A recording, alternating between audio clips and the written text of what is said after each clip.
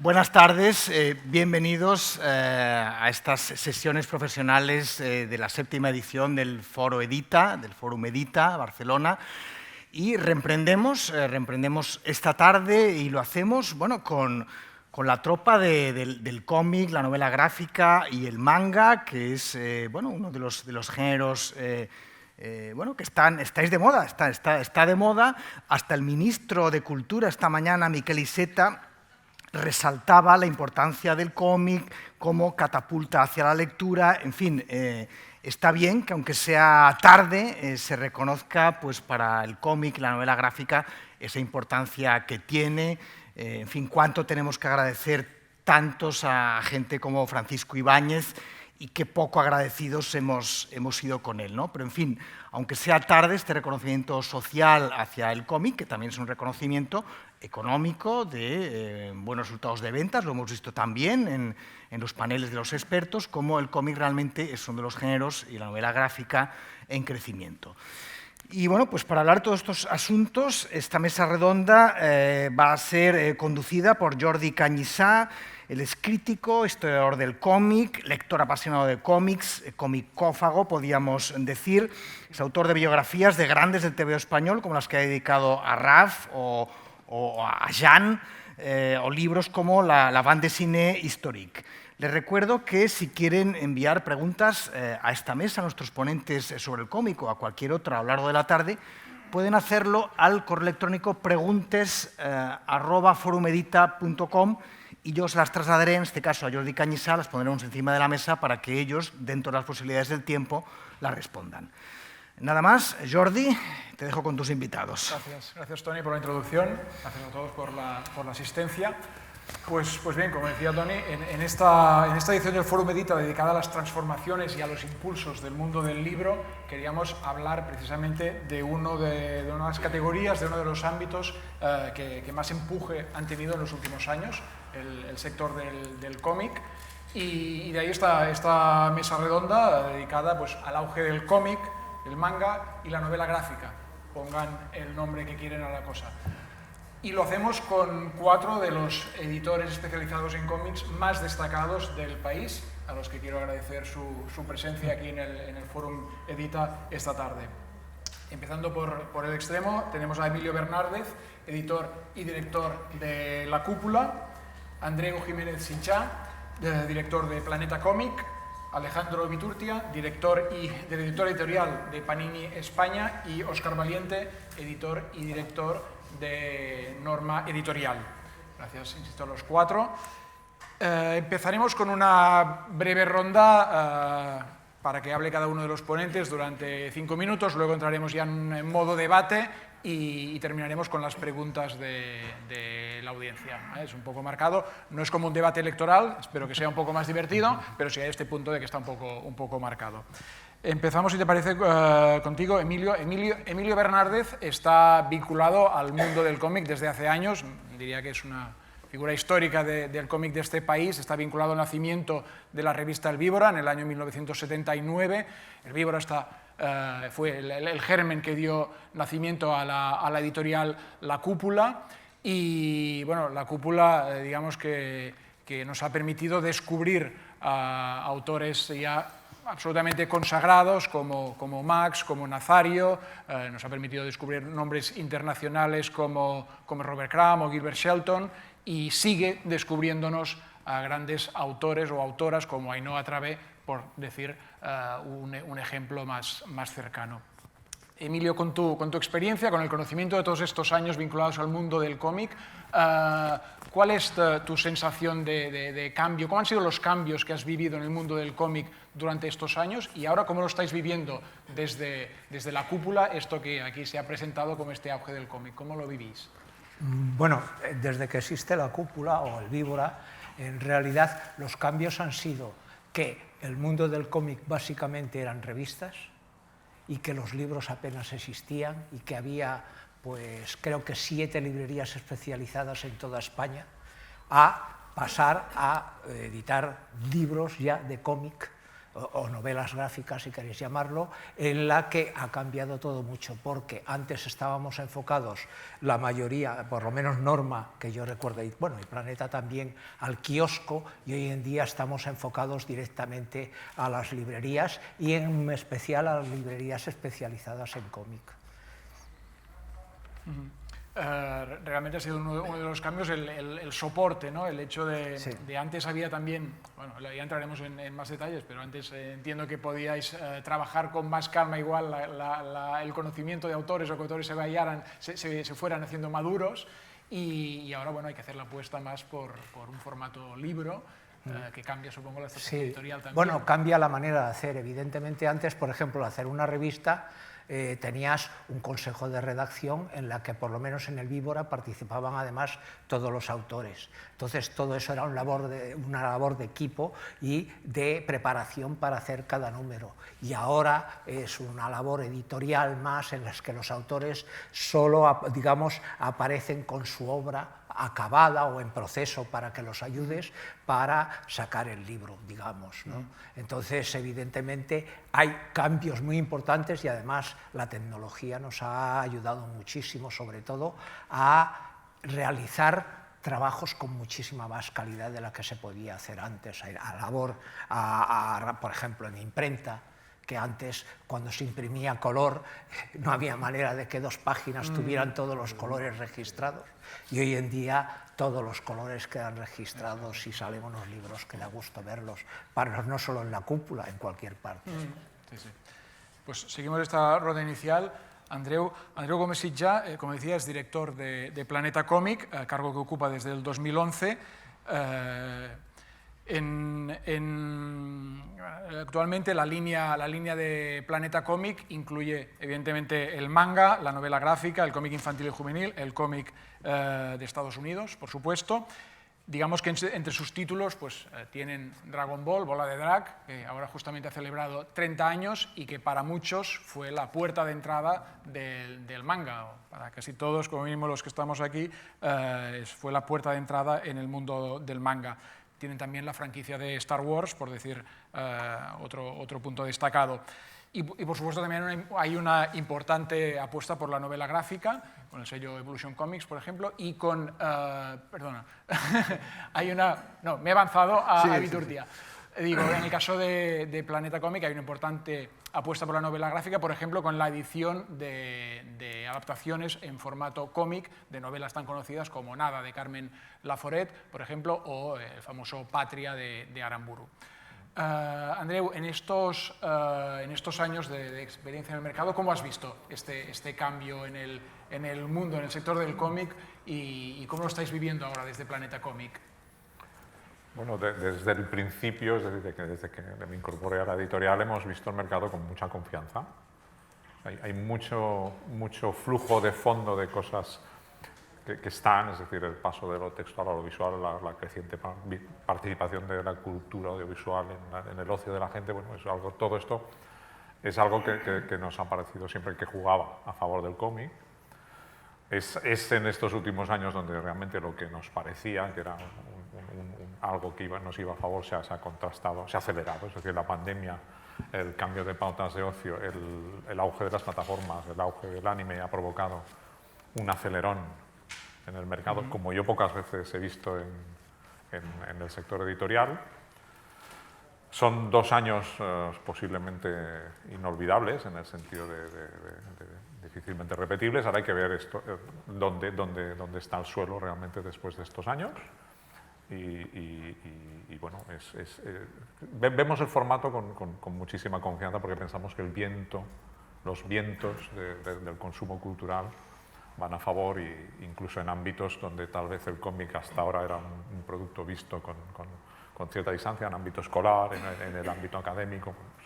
Pensamos que va a convertir en una herramienta útil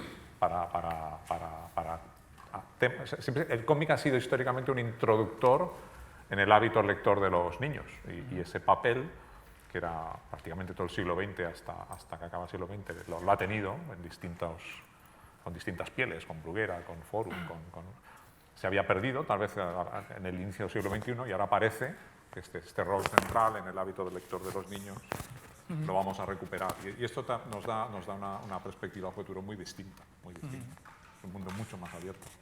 Ahí para este rol sería importante seguramente el segmento más infantil-juvenil del cómic, ¿no? Dentro de toda la oferta que hay, pues también fijarse en esta parte, que a veces los igual... últimos 2 años todos los editores hemos lanzado ya líneas claramente infantiles y juveniles, y está también muy claro el rol del manga como libro infantil y juvenil. No es un cómic, no es un manga, ya es un libro infantil y juvenil. Interesante, sí. Pues seguimos.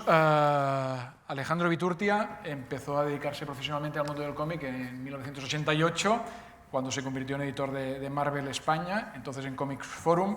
Luego se incorpora en 2005 a Panini, y donde pasa a ser director editorial.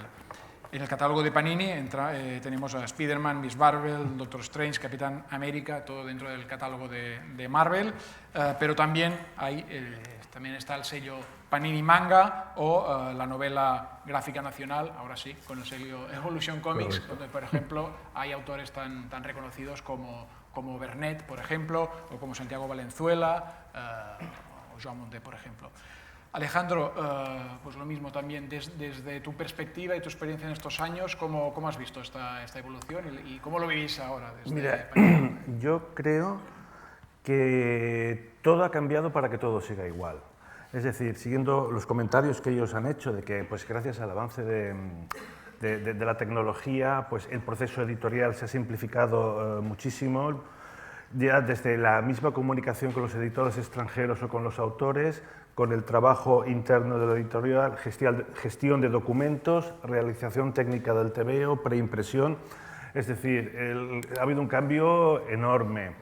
Luego, el cambio de percepción del ocio también no tiene nada que ver cómo era el ocio en los años 80 y 90 a cómo es ahora. Algo tan sencillo como ver la televisión, que dábamos por sentado que siempre iba a ser igual, pues en los últimos años hemos visto que es totalmente diferente. También hemos visto cómo, por ejemplo, pues, franquicias del cómic, desde el universo cinemático de Marvel a la multitud de animes que nacen directamente de mangas, pues ahora están disponibles a la carta continuamente. Entonces, todo esto son cambios de gigante. Pero cuando digo que es que para que todo siga igual, lo digo en el mejor sentido de la palabra, que en el fondo nosotros seguimos haciendo cómics en papel. No importa tanto que sean en revistas o que salgan directamente luego en libros, sino que el concepto, desde lo más artístico a lo más comercial del producto, creo que ha permanecido igual, y creo que eso dice mucho un poco, pues, de la salud del medio, de la salud del cómic. Por eso que tú subrayas lo de edición en papel, has subrayado. ¿Eso tal vez sea algo un poco distinto en la edición en general del caso del cómic? Es decir, esa preferencia tal vez por el soporte papel. Esta es una gran pregunta que creo que daría para una mesa redonda solo sobre este tema, pero yo creo que ahora mismo, lo que vendrá en el futuro creo que nadie lo sabe, pero ahora mismo hay un tema empírico que nos dice que la gente disfruta más leyendo el manga y los cómics en papel, que evidentemente está habiendo un trasvase a lo digital. Hombre, es que ya no estamos en el siglo XXI al principio, ya estamos bien entrados en el siglo XXI y la tecnología ha avanzado muchísimo, pero aún así yo creo que hay lugar para el papel. Quiero decir, vosotros os acordaréis que hace 10-15 años nos decían que el papel iba a estar muerto y, pues bien, no estaba muerto, estaba de parranda. Bien, pues seguimos con la ronda, con Óscar Valiente, director general de Norma Editorial, como os decía, que además editorial que está de enhorabuena, porque justamente este año pues, os han dado el premio, se ha convertido en la primera editorial de cómic galardonado con el Premio Nacional a la Mejor Labor Editorial Cultural. Primera vez, como digo, que una editorial de cómics ha recibido esta distinción. Norma Editorial se fundó en 1977 y ha editado revistas absolutamente clásicas. Antes hablamos del Víbora, pues otras 2 revistas absolutamente imprescindibles en la historia del cómic de este país, como Cairo o Cimoc. Actualmente edita cómic norteamericano, manga, cómic europeo y, bueno, en su catálogo suele decir que figuran autores como Hugo Pratt, Tardí, Enki Bilal, Daniel Torres, Miguel Ancho Prado o Jodorowsky. Óscar, pues también desde tu perspectiva y con este historial de la marca detrás, ¿cómo habéis vivido estos cambios en el sector? Bueno, creo que mis compañeros han apuntado muy bien las pautas principales. Yo destacaría que en plena era digital como estamos, se constata que el lenguaje del cómic sigue vivo y más vivo que nunca, ¿no? Esto es importante, porque esto es lo que más nos podía preocupar a todos nosotros cuando iniciamos nuestras carreras en el cómic, ¿no? Cuando llegaban pues, los videojuegos, luego te llegan las películas en 3D, luego la realidad virtual, y parece que todo es multicolor y todo es una experiencia sensorial. Dices, ¿quién va a querer comprar un manga en blanco y negro, tamaño bolsillo, que se lee al revés, ¿no? Entonces ahí está la magia del lenguaje, del medio, ¿no? La forma de expresar, de contar una historia de un cómic es única. No la puede imitar el cine, no la puede imitar la literatura, no la puede imitar ningún otro medio. El cómic no es un tipo de libro, el cómic es un lenguaje, es un medio como tal.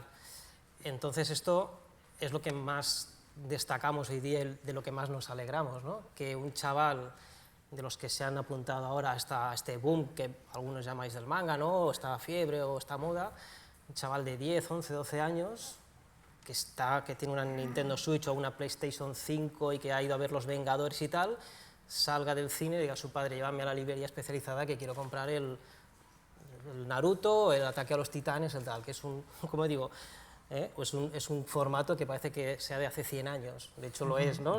Han variado poco. Estamos editando igual que editamos en los primeros años del manga en España o del cómic. Y el lenguaje en sí ha cambiado muy poco.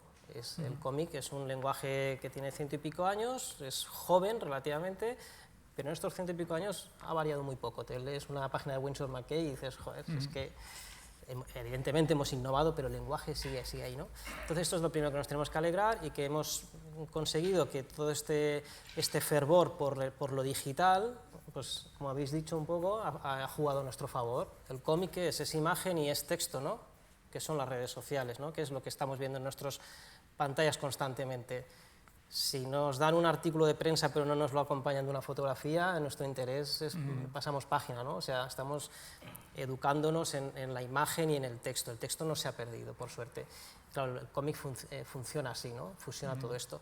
Y esto está provocando pues, que tengamos la habilidad para que cuando se presenta la oportunidad, como ahora tras la pandemia, estos nuevos lectores queden seducidos por el lenguaje. Porque si el lenguaje no les sedujera, ya pueden estar muy aburridos, ya pueden estar como queráis, que dedicarían las horas a TikTok o a otras cosas, y en cambio las están dedicando también al cómic, ¿no?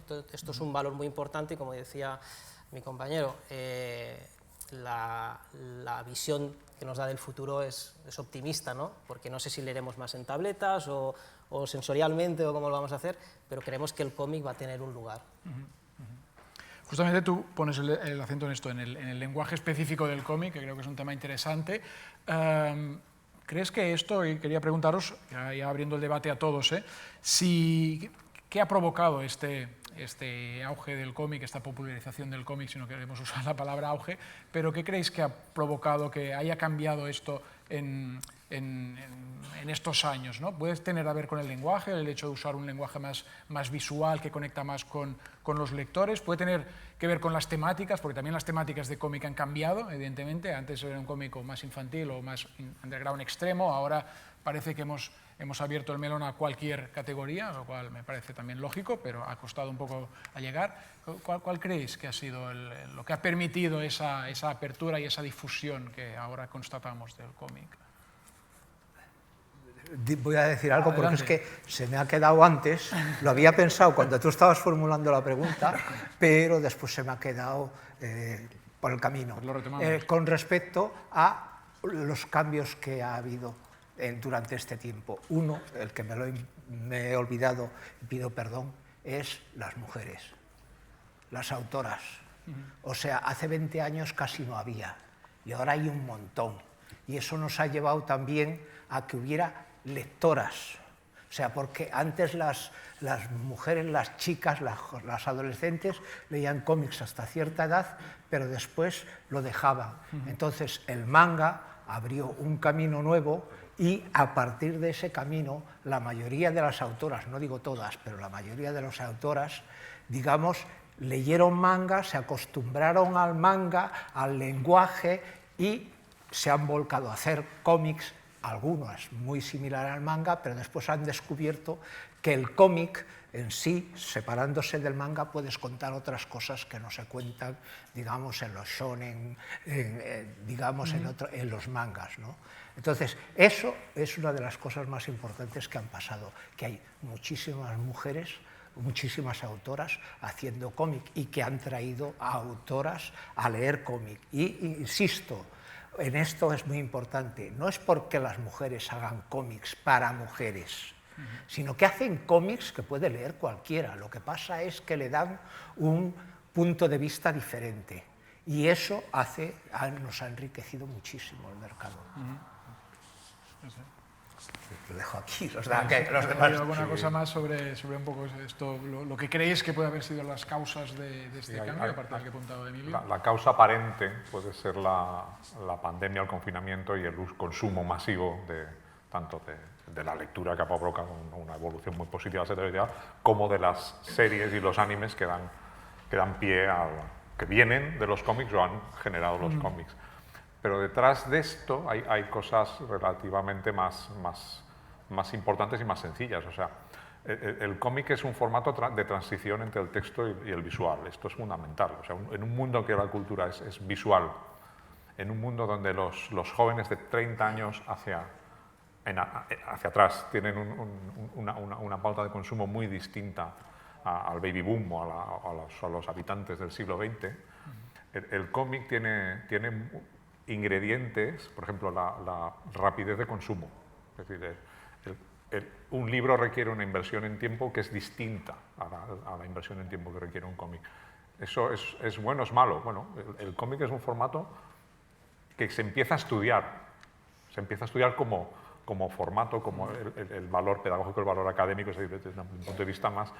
Y al final lo que se demuestra es que una serie de 10 cómics te ha aportado lo mismo que un libro y has tardado el mismo tiempo en leerlo. Es decir, que hay un montón de prejuicios que se están desmontando, está muy alineado con las pautas de consumo. Un niño hoy, ¿qué tiempo de atención tiene?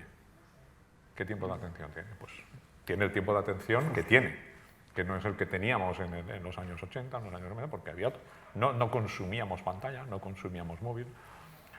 Y en ese juego, el cómic, o sea, el formato de libro que más rápido se lee del mundo se llama manga, por la propia configuración del libro.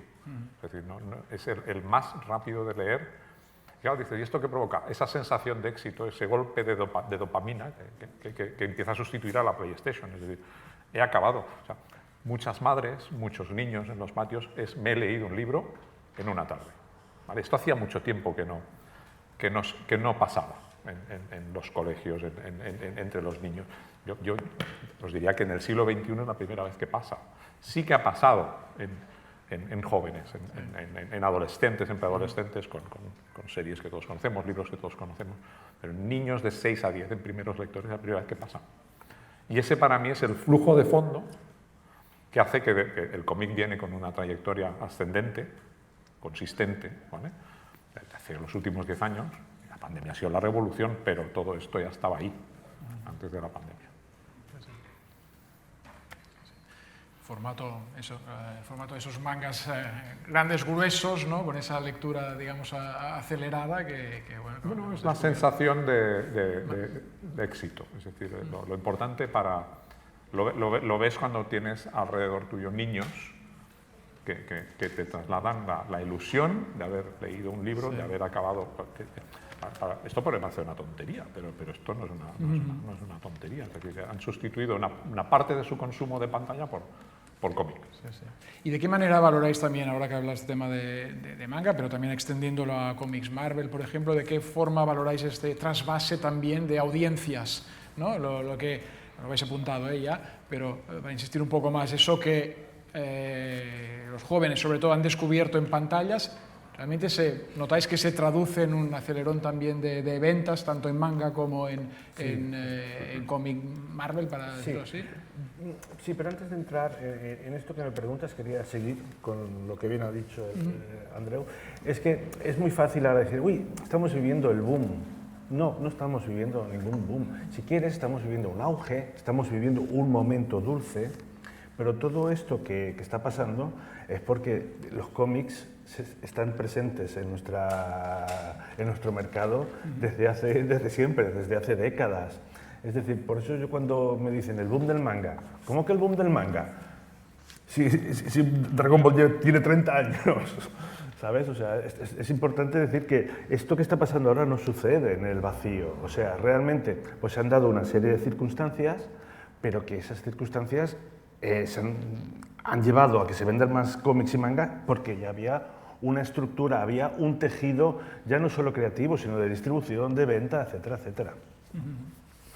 Y luego preguntabas sobre el tema de Marvel. Yo creo que con Marvel está sucediendo también algo parecido a lo que ha dicho Emilio y Andreu.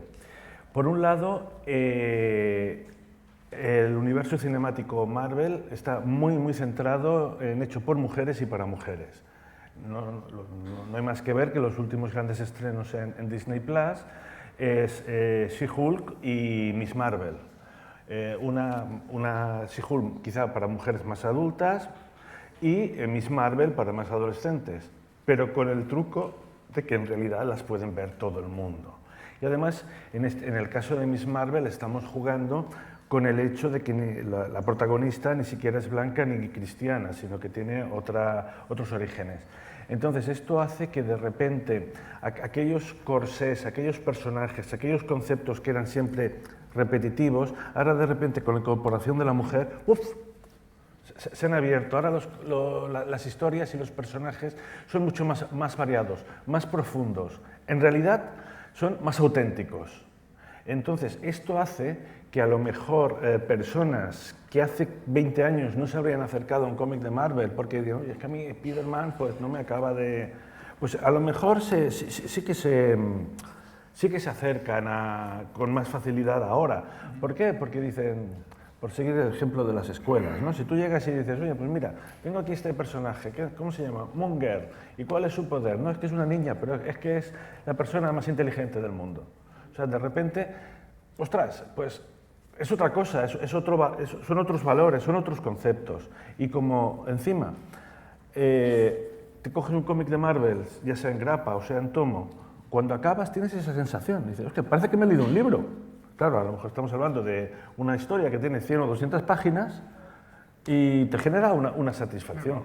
Lo importante en eso es que empieza a haber ya estudios académicos hechos con medios muy modernos y muy contemporáneos, de seguimiento de otros, que acreditan que el hábito lector se desarrolla exactamente igual con un cómic que con una novela. Este es el tema para mí.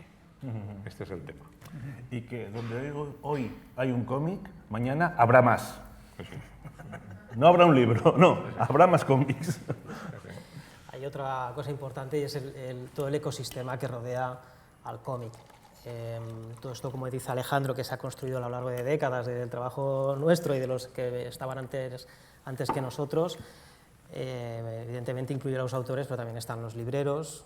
Las librerías especializadas que tenemos en cómic en el país no han nacido de la noche a la mañana. Tenemos una red de librerías espectacular, una red de eventos también increíble. Los de Barcelona ya los conocéis, pero tenemos eventos por toda la geografía española dedicados al cómic. Tenemos un fandom y unos profesionales muy activistas de nuestro medio a través de las firmas de autores, presentaciones.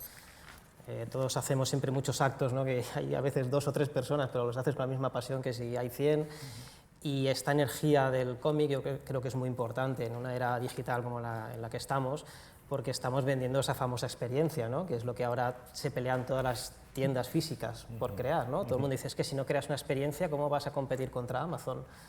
Pues aquí estamos un poco en lo mismo, ¿no? Es fácil a lo mejor que un chaval se deslumbre por un cómic gratuito que descubre un día en las redes, pero ese lector rara vez lo vas a mantener si no llega a descubrir una librería especializada o un salón del cómic, un salón del manga, hace un poquito de corrillo con otros compañeros que descubre que también leen cómics. Entonces es un tipo de cultura que se comparte y esto es un hecho diferencial del cómic y que yo creo que es gran parte de la fuerza que tenemos.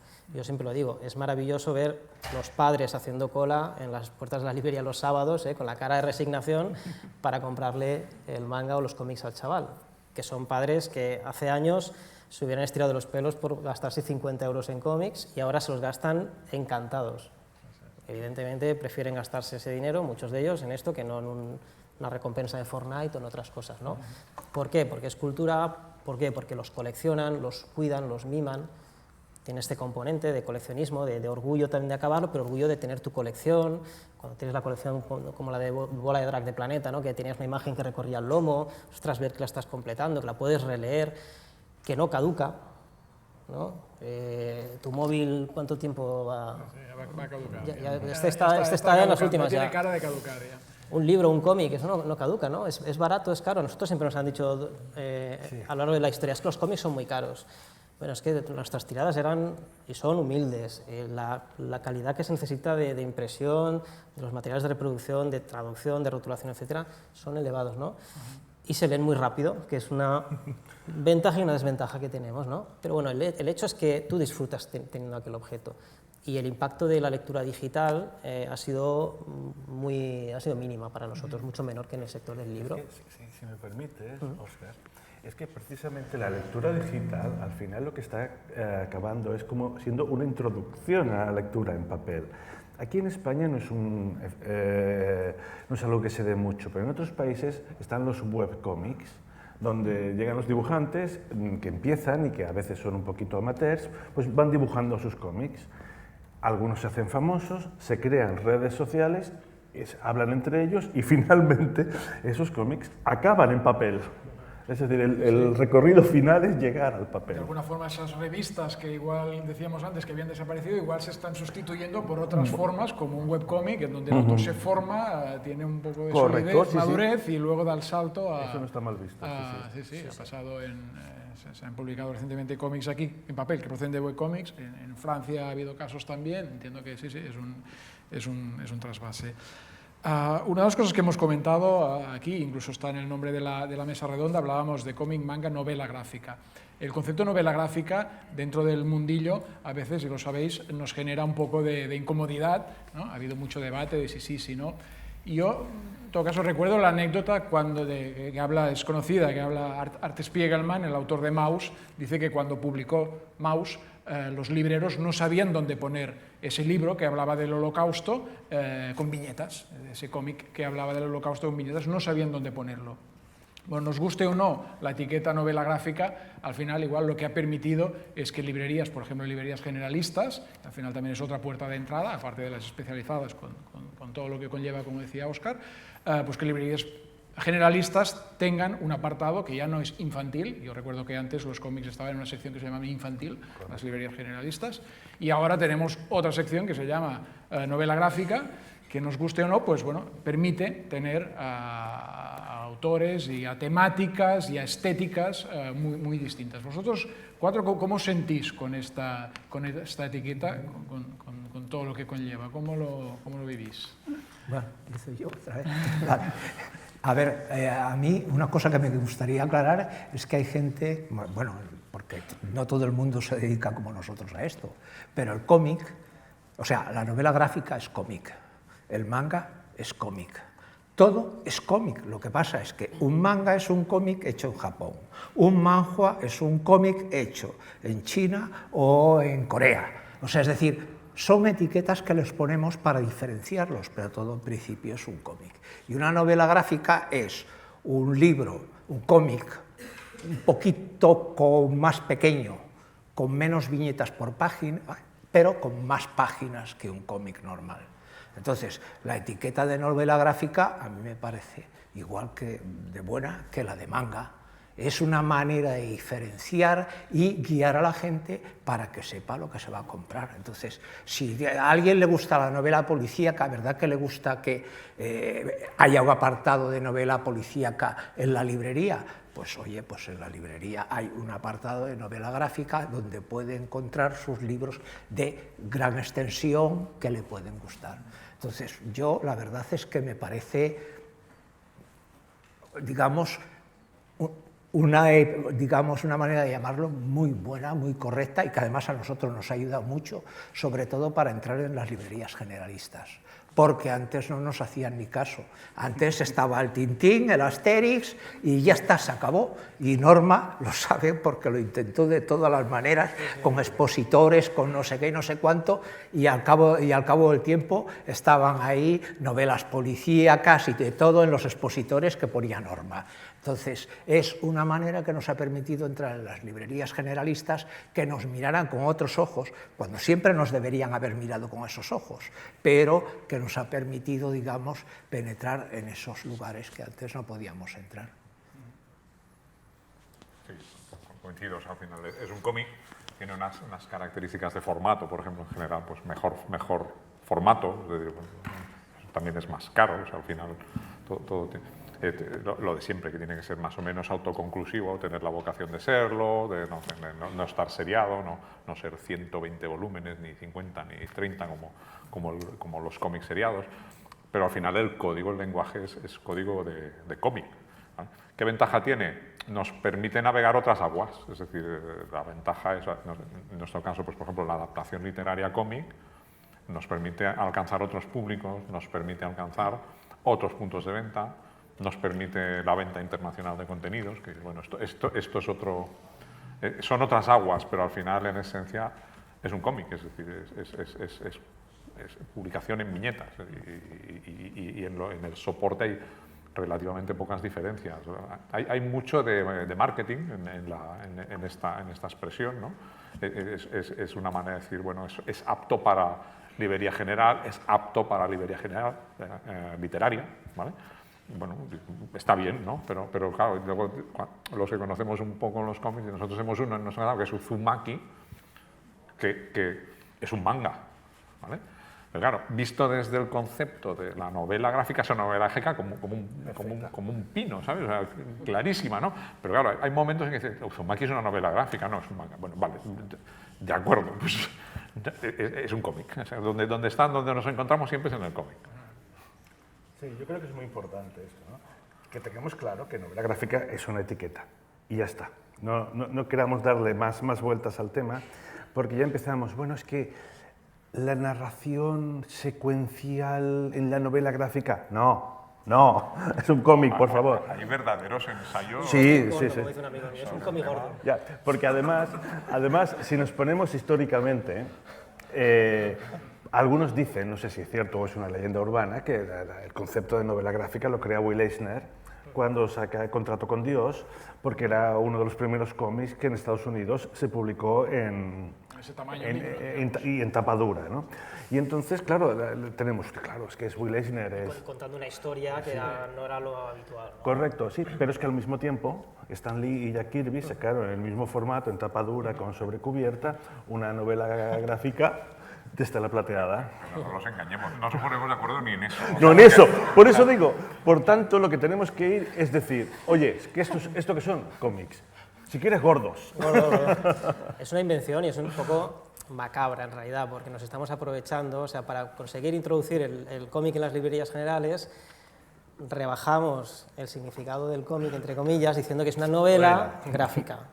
Pero bueno, todos los que estamos aquí, que lo que queremos es vender más y que el mundo del cómic se expanda, decimos, si esto sirve para vender más cómics y que más gente los descubra y que más autores literarios se animen a que sean adaptados en formato cómic, etcétera, etcétera, pues bienvenido sea, ¿no? Yo creo que ya hemos superado bastante la etiqueta de la novela gráfica y ya se entiende más que es un tipo de cómic más, pues, de corte biográfico, que tiene unas singularidades, pero todo el mundo sabe que aquello es un cómic, ¿no? Sí que hubo un momento que parecía una revolución y solo se hablaba de novela gráfica y parecía que la novela gráfica se vendía muchísimo y tampoco era así, ¿no? Yo creo que ahora ya estamos superando esto, igual que ya casi todos los padres saben lo que es un manga japonés, ¿no? ¿Puedo apuntar una cosa con respecto? Lo digo porque lo de la novela gráfica, lo de que el libro del contrato con Dios, eso lo dicen unos americanos, pero nosotros en España, en los años 50 y 60, la editorial Toray publicaba unos cómics, Brigada Secreta, etcétera, etcétera, que ponía novela gráfica, correcto, ¿vale? sí, sí. O sea No es de que los vértice, americanos Y los americanos dicen que es el Eternauta. O sea, los que no han inventado... Cada uno se cuenta su historia. No, pero es que allí ya ponían novela gráfica. Novela gráfica, sí. Estos son, o sea, son cómics. Hay un ensayo, un libro de Santiago García, justamente, que se titula La novela gráfica, en donde recopila nombres o productos o editoriales que se habían etiquetado como novela gráfica, y hay cosas que realmente nos pondríamos las manos en la cabeza si lo viéramos con los ojos de ahora. Bueno, al final, en la línea de lo que decía Óscar, recuerdo lo que decía Eddie Campbell, el dibujante de From Hell, que hablando de la novela gráfica, que hizo un manifiesto, así un poco en broma, un manifiesto de la novela gráfica, decía, bueno, si al final no sirve para vender más, pues bienvenido sea, ¿no? Al final, bueno, si es una etiqueta de estas que nos sirve... Con el manga nos está sucediendo algo similar. Ya hemos superado un poco la definición de manga, que es un cómic de origen japonés. Tenemos un montón de autores españoles que están haciendo manga. Están haciendo cómics con estilo manga y que publicamos en formato manga, y algunos incluso se leen al revés también. ¿Esto es un manga, es un cómic, es un tebeo? ¿Qué es? ¿No? Bueno, al final, si tú lo quieres sentir como un manga, como un tebeo, como un cómic, pues genial para ti, ¿no? Si luego una editorial a nivel de marketing lo quiere comunicar de una determinada manera, o una librería lo quiere rotular de una determinada manera, si esto ayuda a que la gente lo descubra, genial. La ventaja hoy día es que con las redes sociales y con Internet hay muchos canales de comunicación, hay muchas formas de que esta información te llegue, y al final tú te sabrás configurar tu propia idea o tu propia realidad de aquello, ¿no? Os quería recordar en general un dato, y es que el año pasado se publicaron en España 4.132 cómics, según el informe de TVOsfera, que es un récord, es una cifra que ha ido creciendo, y os quería preguntar, ¿consideráis que esta cifra de más de 4.000 cómics es un techo al que hemos llegado? ¿Creéis que podemos llegar a más? ¿O también se ha saturado el mercado? ¿Cuántos vais a publicar el año que viene? ¿Vais a publicar más? Yo solo hablaré en presencia de mi abogado. No sé, a mí me parecen muchos títulos, pero el mercado dice que la gente quiere conocer más, entonces yo no lo sé. Nosotros nuestra editorial tiene un criterio de publicación que es diferente al de otras editoriales, pero no digo que sea el mejor, pero sí el que a nosotros nos va bien para sentirnos cómodos y hacer las cosas como queremos. Nosotros publicamos unos 2 títulos por mes. Pero son libros de 200 páginas, el proceso de selección es muy arduo y, claro, cuando tienes que publicar 30 o 40 títulos al mes no puedes hacer esa selección. Quiero decir que eso no lo hacemos nosotros, eso lo hacen otros. Entonces, bueno, me parecen muchos porque, claro, veo las librerías cuando llegan las novedades y veo que van desbordados, pero hay gente que compra todos esos cómics. Comprarán más o menos, pero sí. A mí me parece bien, las librerías de literatura también van desbordadas de material. Yo creo que es un proceso de selección que al final, pues, unas colecciones acaban desapareciendo porque no venden mucho o lo que sea, pero vaya, a mí no me parece mucho, pero visto desde mi perspectiva de editor, digo, Dios mío, claro, ¿qué tengo yo eso? El 2% de eso. Pero ya te digo, creo que sí que es fiable, lo que me parece muchísimo. Aquí hay una cosa que igual hay que matizar, es la parte que es publicación seriada. Es decir, si tú estás publicando Ataque a los Titanes y toca publicar ese año 24, 25, 26 y 27, más o menos, ¿qué haces? Y luego la siguiente pregunta es, ¿y no empezamos nada más? ¿Vale? Entonces, el cómic de alguna manera genera automáticamente un número de novedades por encima de lo que puede generar. O sea, tú como un editor de edición general puedes decidir si publicar una novedad o 30. En general no es publicación seriada. En nuestro caso es el 70, el 80% de la publicación en cómics es seriada. Entonces, yo no quiero ni pensar lo que pasaría el día que digamos, mira, vamos a parar esta serie un par de años para parar esto, bajar la novedad de 4.000 a 3.200 para que entre en las librerías. Porque no puede ser, o sea, no es gestionable, no es viable. Entonces, cuando quitas esto, o sea, si tienes en cuenta que En nuestro caso es el 70-80 de la novedad de cada año es publicación seriada, es decir, es hija de la novedad de los años anteriores. Dices, bueno, pues tampoco sacamos tantas. Es decir, yo cuando lo miras en términos de edición general, que sacan, si no recuerdo mal, 60 y tantos mil al año, ¿vale? Pues hombre, pues 4.000 con la publicación seriada detrás. No son tantos. Y el 10% del mercado, pues claro, dices 10.000, 65, entonces nos tocan 6.500, solo sacamos 4.100, han dicho un poco, ¿vale? Este es el número que hay que tener en la cabeza también. O sea, es aquello que dices, bueno, nos gustaría contener la edición, seguramente a todos, pero en el cómic esta vez donde es más difícil. Donde es más difícil. Viene un japonés, te enseña un manga estupendo, ¿qué haces? Pues lo contratas y resulta que estás contratando no sabes cuántos, si 10 o 1.000 o 100. Y luego el compromiso, una cosa característica de todos nosotros es el compromiso con los lectores. O sea, acabamos las series. Hay una leyenda negra que es la de no acaban las series, el 90-95% de las series se acaban en este país, es decir, a pérdida o no, ¿vale? O sea, hay una parte de lo que llaman los ingleses commitment con el mercado, con el lector. En general las editoriales aquí presentes cumplimos, ¿vale? Claro, esto hincha el número de novedades, también, ¿vale? O sea, el acabar las series para no defraudar a los lectores genera una oferta tal vez excesiva, sí, pero ¿qué hacemos? O sea, cuando las cortamos,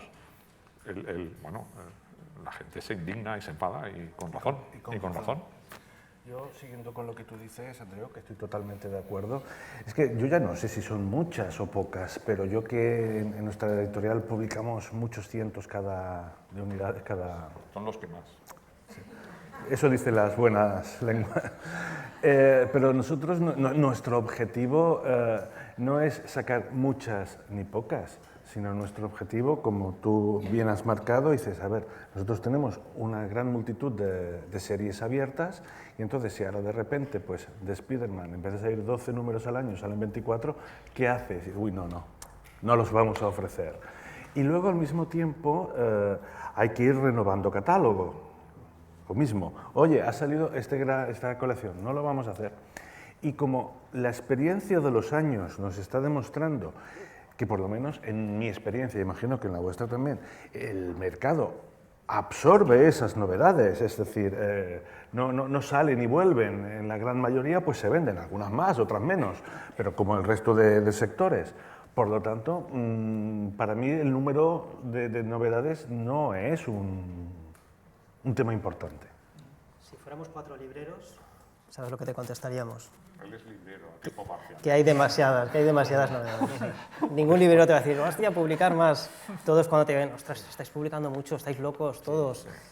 Y hay gran parte de lo que dice Andreu, ¿no? Estamos en un mercado muy competitivo, hay una creación brutal a nivel mundial en cualquier país, hay una cantidad de talento, de proyectos, y proyectos que se convierten en audiovisual, es difícil seguir la pista. Entonces estás en esta vorágine. Yo creo que van a seguir subiendo el número de novedades. También, como hemos dicho, la revolución de los procesos digitales ayuda. Hoy es muy fácil que un chaval, una chavala decida emprender una editorial, ¿no? Cuando yo empecé, antes lo hemos comentado, hemos comido la anécdota de cómo se contrataba antes un manga con los faxes, ¿no? A Japón y te contestaban y tardabas la vida en conseguir algo. Ahora es muy fácil el acceso a cualquier representante de derechos, agente, imprentas, y sin moverte de tu casa eres capaz de imprimir un libro y que lo tenga una distribuidora y que llegue a todos los puntos de venta, ¿no? Entonces esto propicia que en nuestro caso, en el mundo del cómic, en los últimos años han florecido muchísimas microeditoriales y que algunas de ellas que están haciendo cosas muy importantes, han encontrado nichos que están muy bien, que nosotros no estábamos explorando, y esto hace que cada vez haya más cómics. ¿Qué es lo que sucede? Que el público ha madurado y tenemos una cantidad de lectores muy diversa, lo habéis hablado, el tema de las mujeres, el tema de la novela gráfica. Dentro del manga ya tenemos manga para adultos, manga para chicas, manga homosexual, y cada uno va encontrando su nicho. Antes todo era manga de acción, ¿no? Bola de drag, y todo tenía que ser parecido a Bola de drag. En el cómic europeo, que tú conoces muy bien, ya lo ves, también sucede lo mismo, ¿no? Black Sat es un mega éxito, pero detrás de Black Sat y Torgal y todos estos hay un universo increíble, tanto de series como de títulos unitarios, etc. Entonces esto provoca pues, que todo vaya encontrando su sitio. Las librerías no tienen espacio físico para tanto, esa es la verdad. Necesitamos librerías más grandes y más profesionales, y necesitamos más lectores. tenemos, no sé, 20 y pico millones menos de habitantes que Francia y vendemos 10 veces menos que Francia. Francia siempre es nuestro espejo. ¿Por qué no podemos vender como se vende el cómic en Francia? Nos falta muchísimo para tener el bagaje cultural del cómic que hay en las familias francesas. ¿Pero podemos aspirar a él? Por supuesto que sí, pero el cómic tiene que estar en los ciclos educativos, tiene que estar apoyado por las instituciones, tiene que estar mucho más presente en la vida social, en la vida cultural, en la prensa, que por suerte la prensa la tenemos cada vez más a nuestro favor, pero ¿cuántos cómics veis en las televisiones? Para ver un cómic en un telediario tiene que ser una cosa muy extraordinaria, ¿no?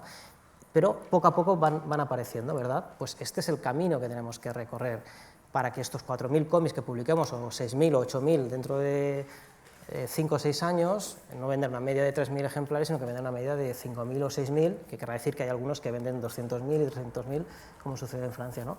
Y ese es a donde nos tenemos que dirigir, ¿no? No en generar un volumen mayor de novedades, sino un volumen mayor de lectores, y también creer, no obviamente solo en el negocio, sino que estamos generando lectores porque estamos generando una pasión por la cultura, por la lectura, y que estamos enriqueciendo la sociedad, ¿no? Muy bien, gracias. Pues nos quedamos con esta idea de generar lectores, que creo que ahí firmaríamos todos, ¿no? Una cosa quería apuntar con respecto a todo esto. El aumentar las tiradas significaría que podríamos rebajar precios, porque claro, todo eso está, dicen el cómic en España es caro, es mucho más barato que en Francia, porque si nosotros tuviéramos las tiradas de Francia, nuestros cómics serían mucho más baratos. Muy bien. Pero en ese plano se hace una decisión, yo creo, muy responsable. O sea, cuando tú miras el precio de un manga en Estados Unidos, nominal es el doble que el nuestro, y real es un 50% más caro que unas tiradas estratosféricas. En ese sentido, para el mercado que tenemos, yo creo que el esfuerzo que se hace con los precios es notable. Notable.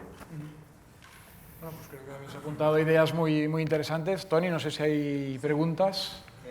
Jordi, han llegado varias preguntas de audiencia relacionadas con la digitalización que habéis tocado antes en algún momento. Una asistente al Fórum Edita pregunta cuáles son las reticencias que tienen las editoriales de estos géneros a la hora de digitalizar sus catálogos, si tienen previsto un desembarco digital. Y hay otra mucho más directa. Dice, ¿qué hacen o planean hacer ante la aparición de sistemas de lectura online de manga? Estoy pensando en Manga Plus del publisher Shueisha o en la plataforma Webtoons, por ejemplo. Creo que la norma editorial tiene en construcción una plataforma digital llamada Cimoc. ¿Puede Óscar hablarnos de ella? ¿Puede contarnos Emilio, Andreu y Óscar si en la cúpula, Planeta Cómico, Panini lanzarán iniciativas similares? Tenemos 3-4 minutos, a ver si podéis ahí contentar un poco esta inquietud sobre el desembarco digital del cómic. Hace muchos años, cuando llegó el iPad, recuerdo que estuvimos en una reunión, Andreu y yo, hablando de cómo unirnos varios editores y crear una plataforma de cómic digital, ¿no? Precisamente porque veíamos que si no, venía algún gran tiburón tecnológico y iba a copar ese mercado. Pero aquello se fue desinflando porque lo que hemos percibido es que no hay una demanda de cómic digital, o no hay una gran demanda de cómic digital. Y solo basta que miréis nuestras redes sociales, cuando anunciamos un manga o un cómic que vamos a publicar, nadie pregunta, oye, ¿vais a hacer también la versión digital? ¿Por qué hacéis solo papel? Porque realmente, además, como ha dicho Andreu, el cómic se lee tan rápido que el coste de la descarga digital de un manga, que creo que está en Francia 3,99 o 4,99, comparado con los 8 euros que vale en papel, la gente lo prefiere comprar en papel, ¿no? Han surgido, entonces, todos estamos digitalizando cada vez más y para dar una respuesta a los que sí quieren esos contenidos, pero va a ser difícil que todo lo que publiquemos en papel esté en digital. Pero yo diría que una parte, los bestsellers, los títulos más importantes, en los próximos años van a estar en digital. Sobre las plataformas, están aquí ya para quedarse, plataformas de lectura gratuita, ¿no? de suscripción, en este caso a coste cero, como el Manga Plus, o las que ya vienen de Corea. Y son plataformas en las que puedes leer muchísimo contenido de forma gratuita, en scroll, vertical, sobre todo están hechas para el móvil, que nos están ayudando a generar lectores. Hay muchos lectores que están descubriendo cómic a través de estas plataformas y que están viniendo a las librerías y descubren que aquello existe en papel, que me ha sorprendido. Nosotros tenemos una serie que se llama Solo Leveling, que es de las más exitosas de estas plataformas coreanas, y está viniendo la gente a las librerías preguntando por ese cómic y se sorprenden de ver que hay más cómics en papel, ¿no? todos nos miramos siempre el ombligo y creemos que todo el mundo lee cómics y que sabe lo que son los cómics, pero hay muchísimos chavales de 14 a 18 años pues que no son lectores de cómic y que no han crecido leyendo cómics, porque han crecido con los videojuegos, son de una generación diferente a la nuestra. Entonces esto está revirtiendo esta situación, está haciendo que esos chavales que a través del mundo digital han descubierto esos contenidos, vienen a las librerías a consumir en papel, con lo cual siempre es positivo, es gratuito, es verdad, son una competencia también frente a nuestras publicaciones de pago, pero en el mundo digital en el que vivimos, pues son un aliado, no podemos decir, prefiero que no haya contenidos digitales de cómic gratuitos, eso sería un gran error, ¿no? Sobre si vamos a desarrollar plataformas, Norma no está en este escenario, yo creo que ninguno estamos porque es un coste altísimo y ya los coreanos, los japoneses, los americanos nos llevan ahí mucha ventaja. Bueno, pues dejamos aquí. Jordi, ¿alguna reflexión final? No, nada, agradeceros a todos una vez más la presencia, creo que habéis tocado muchas teclas dentro de este mundo del cómic y que bueno, creo que como introducción en este Fórum Edita, pues la verdad es que ha sido un lujo contar con vosotros. Muchas gracias. Gracias a vosotros. Gracias a vosotros.